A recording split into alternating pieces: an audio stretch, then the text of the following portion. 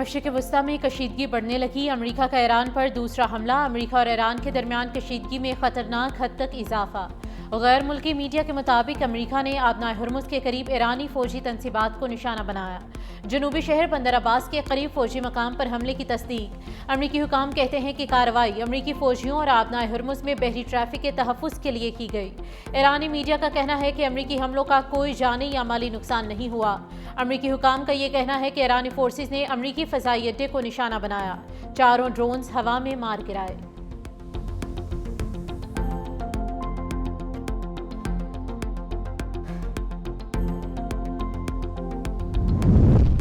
ایرانی پاسداران انقلاب نے بندر عباس میں تازہ حملوں کے جواب پر امریکی ایئر بیس کو نشانہ بنایا۔ پاسداران انقلاب نے امریکی ایئر بیس حملے کی مزید تفصیل نہیں بتائی۔ خبردار کیا کہ اگر امریکہ نے مزید حملے کیے تو ایران انتہائی سخت اور فیصلہ کن رد عمل دے گا اور کشیدگی کے نتائج کا ذمہ دار امریکہ خود ہوگا۔ ایرانی فورسز نے دعویٰ کیا ہے کہ ایک امریکی ٹینکر کو عالمی گزرگاہ سے گزرنے سے روکا اور واپس جانے پر مجبور کیا۔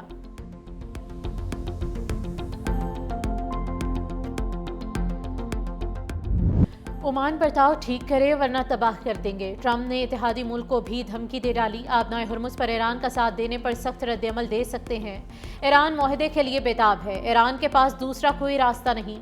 اب معاہدہ ہوگا یا پھر ہمیں اپنا کام مکمل کرنا ہوگا۔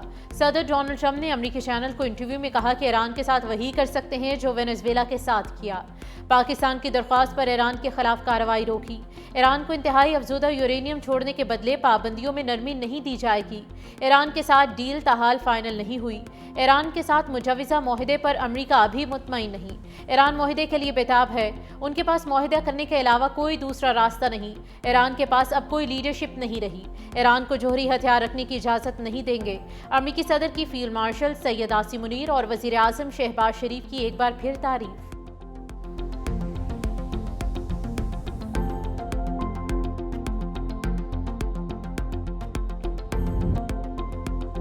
ٹرمپ کی دھمکی غنڈہ گردی کی علامت ہے۔ ایران عمان کے ساتھ کھڑا ہے۔ ٹرمپ کا ایران اور خطے کے بعض ممالک کے خلاف دھمکی آمیز زبان ناقابل قبول ہے۔ ایرانی وزارت خارجہ کے ترجمان اسماعیل بقائی کی ڈونلڈ ٹرمپ کی جانب سے عمان کے بارے میں دھمکی آمیز بیان کی سخت مذمت۔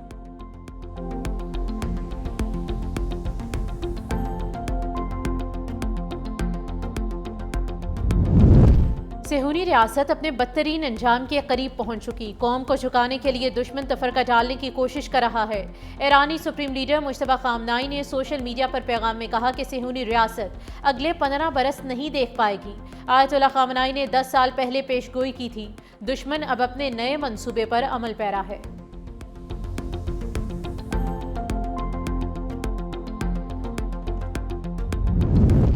کوئی جارحیت کی گئی تو ایران بھرپور جواب دینے کے لیے تیار ہے۔ ایرانی پاسداران انقلاب بحریہ کے نائب سیاسی سربراہ محمد اکبر زادہ کا 2 ٹوک پیغام۔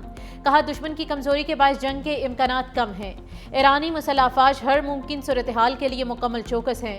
اگر ایران پر حملہ ہوا تو چابہار سے ماں شہر تک ساحلی علاقے پر حملہ آوروں کے قبرستان بن جائیں گے۔ ایرانی افواج ملکی سرحدوں اور ساحلی علاقوں کے دفاع کے لیے مسلسل نگرانی اور تیاری کی حالت میں ہے۔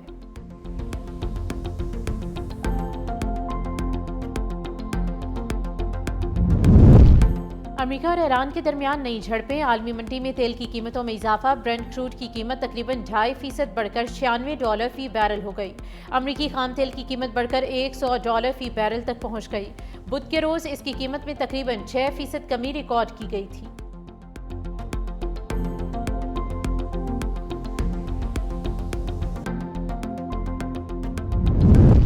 ڈونلڈ ٹرمپ کا ایران پر نیا معاشی وار۔ مزید اقتصادی پابندیاں عائد کر دیں۔ امریکی محکمہ خزانہ کے مطابق پرشین گلف اسٹریٹ اتھارٹی بھی پابندیوں کی فہرست میں شامل ہے۔ یہ اتھارٹی آبنائے ہرمز سے بحری گزرگاہ کی درخواستوں کا انتظام کرتی ہے۔ یہ ادارہ رواں ماہ قائم کیا گیا تھا جس کے ذمہ آبنائے ہرمز سے گزرنے والے جہازوں کو اجازت دینا اور ان سے فیس وصول کرنا ہے۔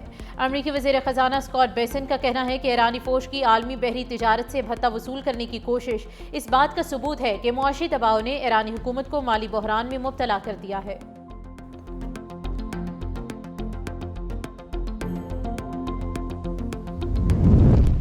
نائب وزیر اعظم وزیر خارجہ سینیٹر اسحاق ڈار کل واشنگٹن ڈی سی روانہ ہوں گے۔ واشنگٹن میں وزیر خارجہ اسحاق ڈار کی امریکی وزیر خارجہ مارکو روبیو سے ملاقات ہوگی۔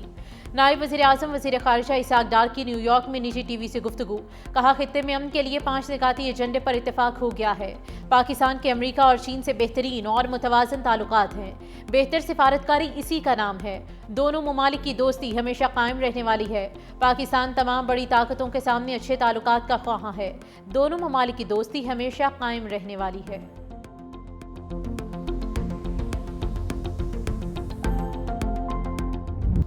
یوم تکبیر دفاع پاکستان کو ناقابل تسخیر بنانے کا تاریخی دن۔ چاہی کے پہاڑوں کا رنگ بدلا تو بھارتی غرور کے رنگ پھیکے پڑ گئے۔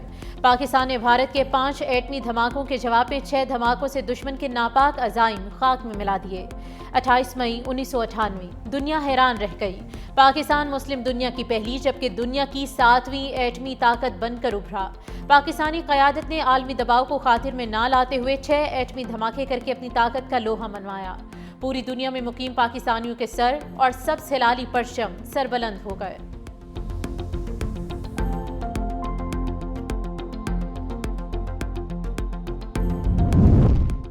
مسلح افواج اور ایٹمی حصار دشمن کے ناپاک عزائم کے سامنے اہنی دیوار۔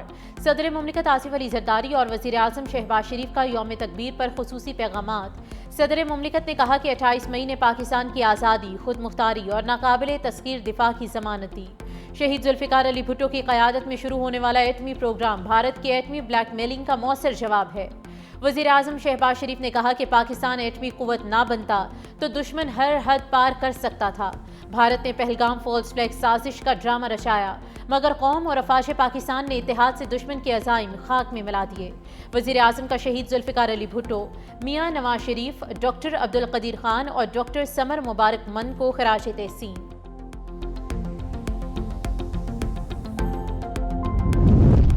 ایٹمی پروگرام پاکستان کے مضبوط دفاع کی علامت ہے۔ یوم تکبیر پاکستان ہی نہیں عالم اسلام کے لیے فخر کا دن ہے۔ وزیر اعلیٰ پنجاب مریم نواز کا یوم تکبیر پر پیغام، کہا پہلے پاکستان کو ایٹمی طاقت بنایا، اب اقتصادی لحاظ سے ناقابل تسخیر بنانا مشن ہے۔ ہمیں اتحاد اور یکجہتی، محنت و ہمت، برداشت اور رواداری کے عزم کا اعادہ کرنا ہے۔ سینئر وزیر سندھ شرجیل انعام ایمن کا کہنا ہے کہ 28 مئی یوم تکبیر پاکستان کی تاریخ کا ایک عظیم اور تاریخی دن ہے۔ شہید بے نظیر بھٹو نے بھی قومی دفاع، جمہوریت اور پاکستان کے وقار کے لیے بے مثال خدمات انجام دیں۔ پیپلز پارٹی کی نائب صدر سینیٹر شیر رحمان کا بھی خصوصی پیغام، حالیہ جنگ میں بھارتی جارحیت کا منہ توڑ جواب دینے پر قوم اور افواج پاکستان کو مبارکباد۔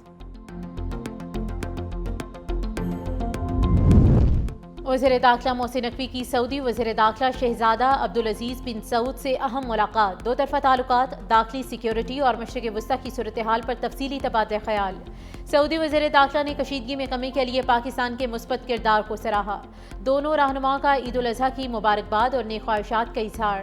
سعودی عرب میں federal constabulary special diplomatic protection unit کے 200 اہلکاروں کی ٹریننگ پر اتفاق۔ محسن نقوی نے حج انتظامات پر سعودی حکومت کو خراج تحسین پیش کیا۔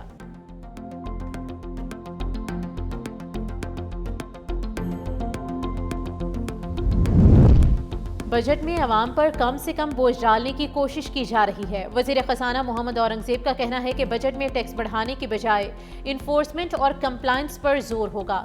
بجٹ میں عوام پر کم سے کم بوجھ ڈالنے کی کوشش کی جا رہی ہے۔ حکومت مہنگائی میں کمی کے لیے مسلسل اقدامات کر رہی ہے۔ حکومت خطے میں کشیدگی کم کرنے کے لیے متحرک ہے۔ عالمی سطح پر پاکستان کے سفارتی کامیابیوں کو سراہا جا رہا ہے۔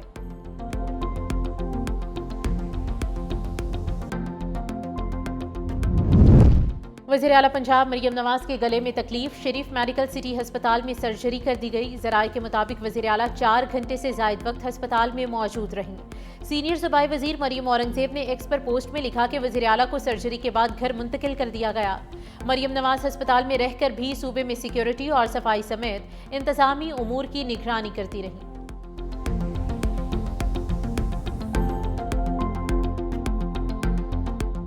عید الاضحیٰ کے دوسرے روز بھی سنت ابراہیمی کی پیروی میں جانوروں کی قربانی، شہری دعوتوں، بیٹھکوں، سیر و تفریح اور گھریلو تقریبات میں مصروف۔ کل کے میزبان بنے مہمان، گھروں میں بریانی، ٹکا بوٹی، سیخ کباب، مٹن، سجی، قورمہ، کڑاہی اور کوفتوں سمیت روایتی اور غیر روایتی پکوان تیار۔ مختلف مقامات پر باربیکیو پارٹیز اور گھریلو دعوتوں کا بھی اہتمام۔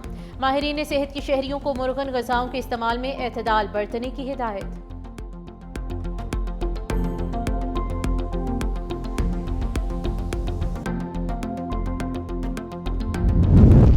عید کے دوسرے روز بھی بچوں کی موج مستی جاری ہے۔ گرمی کے باوجود اہل خانہ کے ہمراہ پارکس کا رخ کر لیا۔ بچے پارکس میں مختلف جھولوں سے لطف اندوز ہوتے رہے۔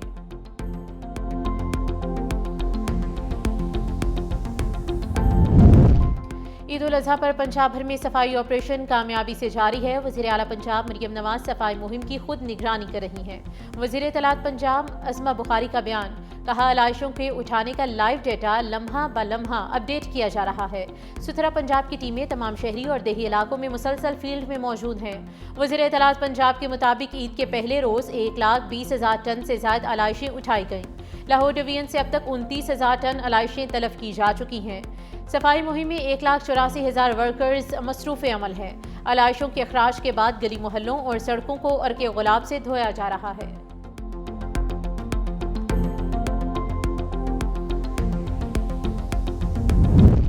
رحیم یار خان انتظامیہ نے کچے کے بچوں کے ساتھ عید کی خوشیاں منائیں۔ ڈپٹی کمشنر ظہیر انور جپا نے پلیئرز لینڈ اور سٹی پارک میں بچوں کا استقبال کیا۔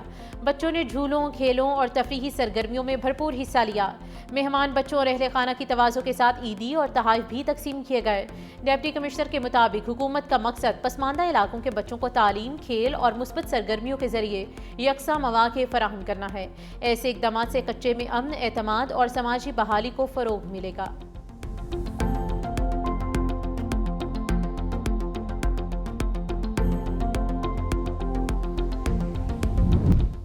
پنجاب اور سندھ بھر میں موسم شدید گرم۔ محکمہ موسمیات کے مطابق جیکب آباد اور گرد و نواح میں شدید گرمی کی لہر برقرار۔ درجہ حرارت 51 سینٹی گریڈ ریکارڈ۔ آئندہ 24 گھنٹوں کے دوران شہر کا درجہ حرارت 34 ڈگری سینٹی گریڈ ریکارڈ۔ ہوا میں نمی کا تناسب 75% تک برقرار۔ جنوب مغرب سے 18 کلومیٹر فی گھنٹہ کی رفتار سے ہوائیں چلنے لگیں۔ وقفے وقفے سے تیز ہواؤں کا بھی امکان ظاہر کیا گیا ہے۔ لاہور کا درجہ حرارت 39 ڈگری سینٹی گریڈ رہا۔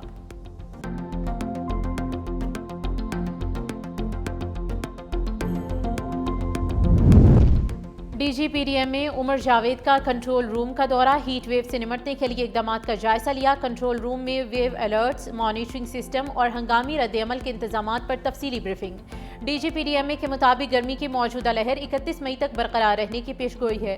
تمام اضلاع کے کنٹرول رومز ہائی الرٹ ہیں۔ 24 گھنٹے مانیٹرنگ جاری ہے۔ عوام کو بروقت آگاہی فراہم کی جا سکے اور کسی بھی ہنگامی صورتحال میں فوری رد عمل کو یقینی بنایا جا سکے۔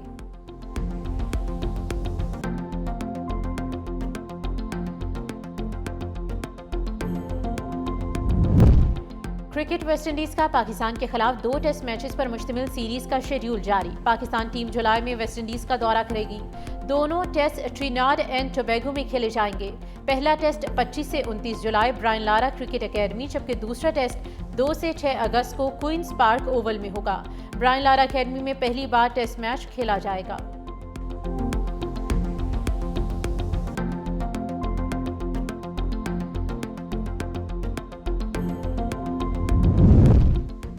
پاکستان کے خلاف ون ڈے سیریز کپتان مچل مارش کی جگہ کوپر کھنولی ٹیم میں شامل۔ ون ڈے سیریز میں جوش انگلس آسٹریلوی ٹیم کی قیادت کریں گے۔ پاکستان اور آسٹریلیا کے درمیان پہلا ون ڈے 30 مئی کو راولپنڈی میں کھیلا جائے گا۔